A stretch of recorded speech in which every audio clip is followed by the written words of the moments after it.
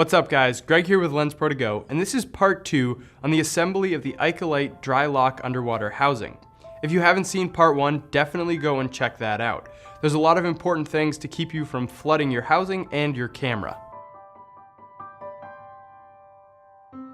In this one, I'm going to be showing you how to put in your camera and set up the zoom or manual focus rings. Now for the assembly.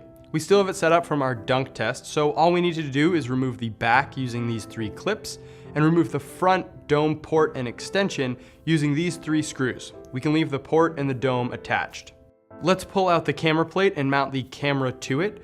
I would suggest making sure that your settings are all set up because it is a little bit slower once you get it in the housing. Before you slide your camera in, make sure that this thing is flipped up and this knob is pulled out and the lens release is flipped up. Then slide the TTL cable into the hot shoe and then the camera straight into the housing.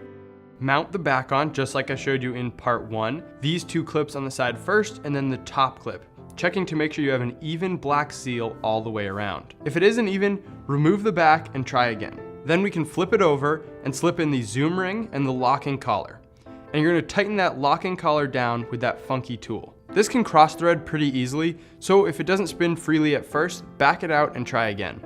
Test the zoom control to make sure that it spins, and then we can grab our lens and attach the spring assembly. For this lens, it's tight enough without any of the foam spacers, but if you need it to be tighter, you can put these spacers in between the spring assembly and the lens. We'll remove the body cap of our camera, and then we're gonna line up the zoom ring collar, this little edge here, with the red dot on the camera, and then we're gonna line up the spring assembly with the red dot on the lens. Then we can slide the lens in, making sure that they line up on the edges and the groove, and we'll spin the lens to lock it into place.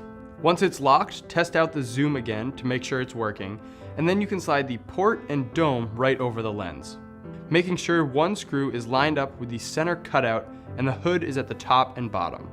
Press it on and then lock it down. Remember, just hand tight with the screws, you don't want to over tighten them. Once that's on, you want to check all of the buttons and make sure everything's working and is lined up, and then we're ready to take this into the water.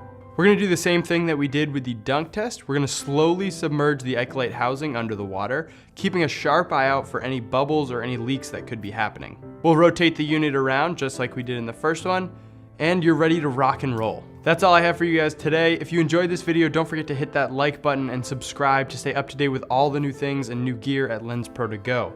I'll catch you guys in the next one.